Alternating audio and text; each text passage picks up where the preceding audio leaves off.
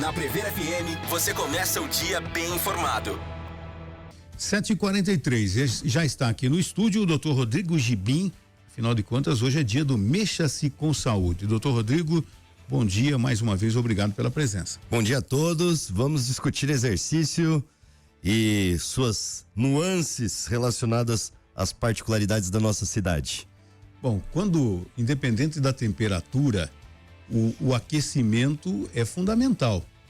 E quando cai a temperatura, num dia como hoje, que a gente começou com 13 para 14 graus, a gente tem que se aquecer mais? Como é que funciona?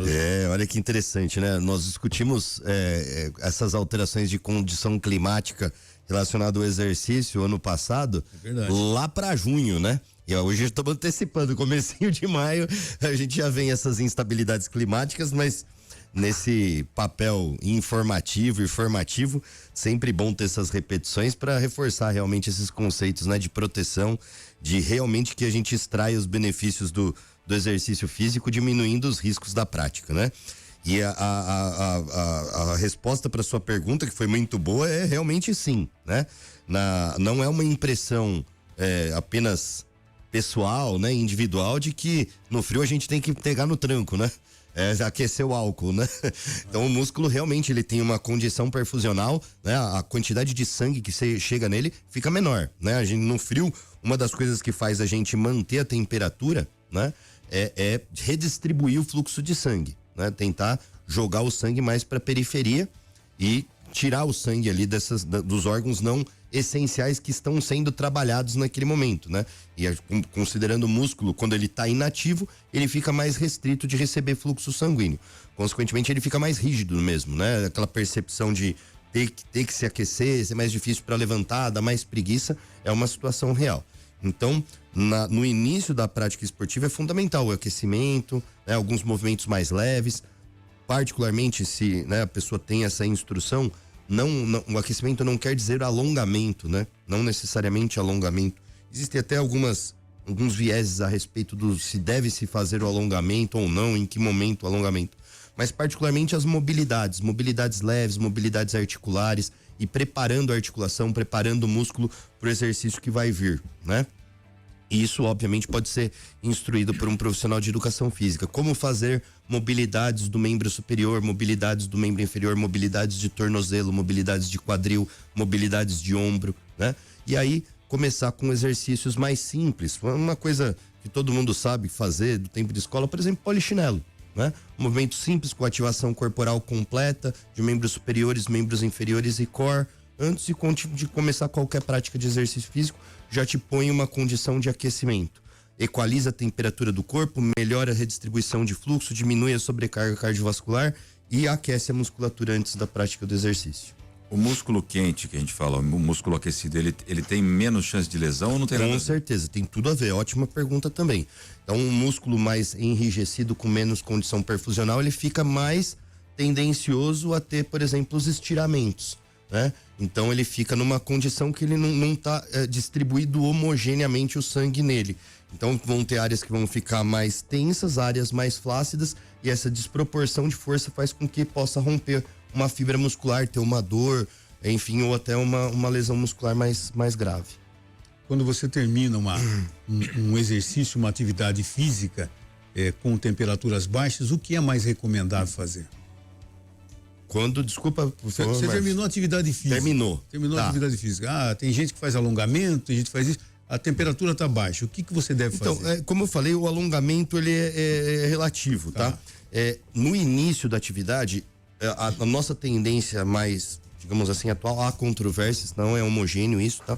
Mas a nossa tendência mais atual é que no início da atividade não se privilegie o alongamento em si. Outras atividades de aquecimento mais dinâmico, com exercícios leves, por exemplo, uma bicicleta leve, né, se for estática, uma ergométrica, uma corridinha leve, uma caminhada, para ter essa equalização de temperatura, redistribuição de fluxo sanguíneo muscular, porque uma das coisas que a gente fala que talvez seja protetivo com o exercício é que no momento que você tem atividade muscular, você tem os sensores da distensão, da contração e da contração e do alongamento muscular bem ativos. E eventualmente, se você exagera nessa tração da articulação num alongamento, você meio que dessensibiliza esses sensores. E aí você fica mais vulnerável a ter uma hiperextensão, uma hipercontração do músculo, e isso pode acabar tendo lesão, tá? No final do exercício, teria uma ideia mais de uma, por exemplo, um decréscimo regressivo do estímulo, como se fosse um desaquecimento, né? Isso é mais interessante naquele sentido de não interrupção abrupta do exercício. Pode ser uma coisa mais estática, um alongamento, mas mesmo assim, não exagerar nessas trações. Às vezes a gente vê a pessoa fazendo um movimento muito brusco, né?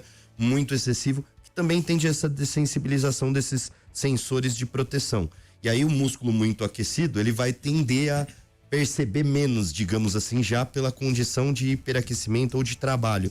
E às vezes pode acabar tendo uma maior demanda articular, ligamentar. Lembrando sempre, né, que as nossas articulações, nossos ligamentos não necessariamente acompanham a atividade muscular. Eles têm outro padrão de chegada de sangue, outro padrão de aquecimento ou de acionamento durante o exercício físico, né? Então eu acho que é mais essa ideia de ir diminuindo progressivamente, mas também me é mais agradável a ideia de fazer, por exemplo, uma atividade mais leve, um pouco mais dinâmica, com movimentos mais leves, e aí sim terminar eventualmente num alongamento, num colchonete, né? Com também movimentos leves, ponderados, não excessivo, né? Em termos de demanda articular, ou tração do membro, por exemplo.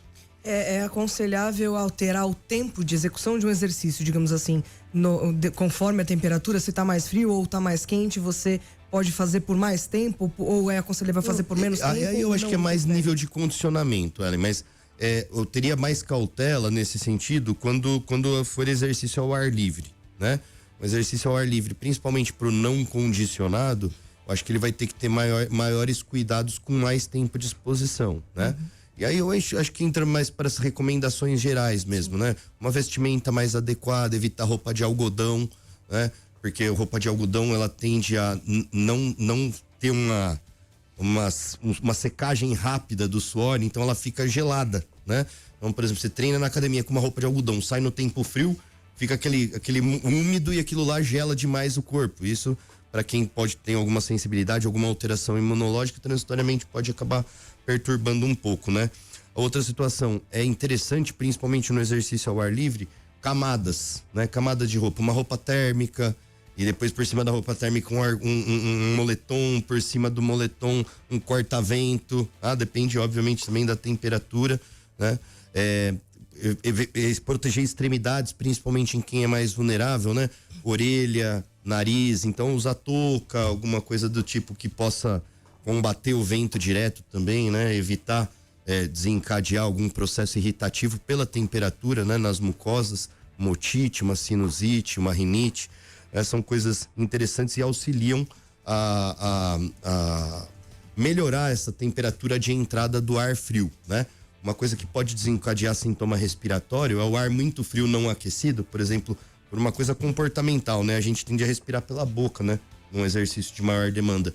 E essa respiração pela boca, ela não equaliza a temperatura de uma forma tão otimizada quanto a respiração nasal, né? Que já tem os pelinhos, já tem toda uma estrutura própria para essa temperatura chegar mais quentinha no pulmão e não desencadear o espasmo, né? Sintoma de bronquite, por exemplo, de asma. Então, são algumas coisas comportamentais que, por exemplo, se você vai ter um grau de condicionamento ruim, aí cai na questão do tempo que você falou, talvez você precocemente já tenha essa demanda de respiração oral, porque você se descondiciona, aí começa aquela demanda, e isso pode não ser muito bom para a saúde global, imunológica, respiratória, enfim. Eu tava imaginando até antes da Ellen perguntar essa questão em Botucatu, porque a gente tem um clima muito frio e tem muita gente correndo na rua, muita gente fazendo bike, né? Tem algum momento que é melhor parar e ficar indoor ou não? A pessoa que tem esse condicionamento acaba também tendo uma imunidade um pouco mais forte, tem uma relação com isso? Com certeza. Não, com certeza. Quem tem a prática regular de exercício tende a ter a imunidade bem mais equilibrada, desde que esteja com oferta energética equalizada, né? Esse balanço, estímulo, exercício físico e quantidade de energia ingerida, a alimentação que a pessoa tem é fundamental. Se a pessoa está, por exemplo, num momento de preparação de prova, que ela está correndo ali com um treino mais planilhado ou pedalando com um treino mais focado, mais planilhado também, uma meta de peso específica, tá fazendo uma dieta mais restritiva, teria um problema maior aí de vulnerabilidade a infecções, né? Mas se ela tá no momento que ela tá numa dieta equalizada para demanda de exercício físico, com um treino bem quantificado, em teoria ela tem um melhor estímulo imunológico, ela tá mais protegida de infecções. Sempre que a pessoa tiver sintoma respiratório, não é o momento de aumentar a demanda. Então, talvez manter a demanda, se ela não tiver com febre, se não tiver, né, com uma característica de doença infecciosa propriamente dita expressa, ela até pode fazer o exercício, né? Mas sem aumentar a demanda, fazer mais próximo do habitual para menos. Agora, tá com infecção, esse é o momento de não fazer. Agora, em relação à temperatura, de se privar ou não, é muito difícil, porque realmente quem tem esse estilo de vida mais atlético, mais planilhado, não vai se privar, né? E aí esses cuidados com a vestimenta, com o padrão respiratório. E uma outra coisa também, particularizando nossa cidade aqui, que principalmente no começo na madrugada, é sempre comum a névoa, é sempre comum a garoa, né? E aí o chão fica úmido. Então, o calçado com o solado adequado, né? Os cuidados para não derrapar, escorregar. E aí entra numa situação que não é essa lesão esportiva que a gente está falando, que é prevenível, né? Que é a lesão que acaba sendo relacionada ao treino, ao aquecimento, as características que você pode mudar. Entra na coisa do acidente. E o acidente não dá, né? Você tá vulnerável a ele acontecer. Diz, né? É um acidente. Exato. Então, pelo menos cuidar com o solado do tênis, né? Com como o Márcio já tinha falado aqui informalmente, de você ter o refletivo, né? Ou na roupa, ou ter alguma luzinha que pisca grudada na bicicleta, num cinto, numa pochete, num boné, alguma coisa para você ser identificado. Para a sua segurança, né? Para a sua segurança pessoal. Doutor Rodrigo, eu sei, a gente não combinou isso aqui, mas eu tenho que aproveitar a sua presença aqui e perguntar. A gente está há 38 dias da Copa do Mundo. A Previa FM está com uma grande promoção, vai premiar quem acertar o campeão, dando R$5.000 em dinheiro para uma pessoa que acertar quem vai ser o campeão. Agora, a minha preocupação, sabe qual é? Muitos atletas estão contundidos. A gente não vai ter a presença de alguns atletas, não só brasileiros, Sim, mas do mundo futebolístico, que não vão estar. O que está acontecendo? É uma carga excessiva? No caso, por exemplo, da Europa, nós estamos quase em final de temporada, meio do ano é o final da temporada. No Brasil, a gente está no início de temporada que antecipou esse ano em virtude da Copa. O que está acontecendo? O futebol é sempre uma nuance local, né? Com certeza no futebol brasileiro, não dos atletas brasileiros, os atletas que estão fora do Brasil não tem, né? Mas essa característica. No futebol brasileiro, efetivamente existe essa sobrecarga, né? A gente já comentou aqui algumas vezes, é calendário, é exigência de federações específicas que o time tem que ter um time base, não pode jogar com um percentual lá do time reserva, e isso aumenta a carga de trabalho muito, muito grande para os jogadores. Na elite do futebol mundial, futebol europeu, eu acho que a gente está vivendo um momento muito daquela busca de hiperexcelência física, né?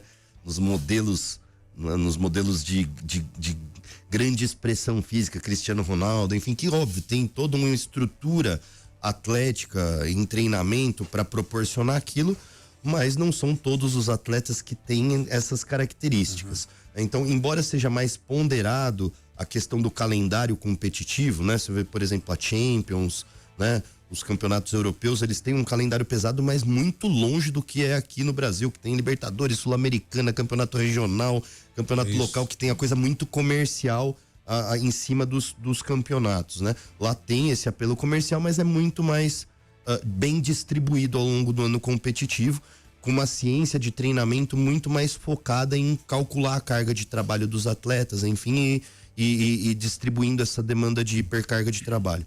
Então, acho que entra nessa busca individual por uma excelência física, né? E tentar chegar nas metas que você almeja, né? Como o melhor do mundo ou do destaque. E uma outra situação que eu acho que é mais específica dos jogadores no padrão europeu é muita alteração de demanda do que é o solo e a condição climática.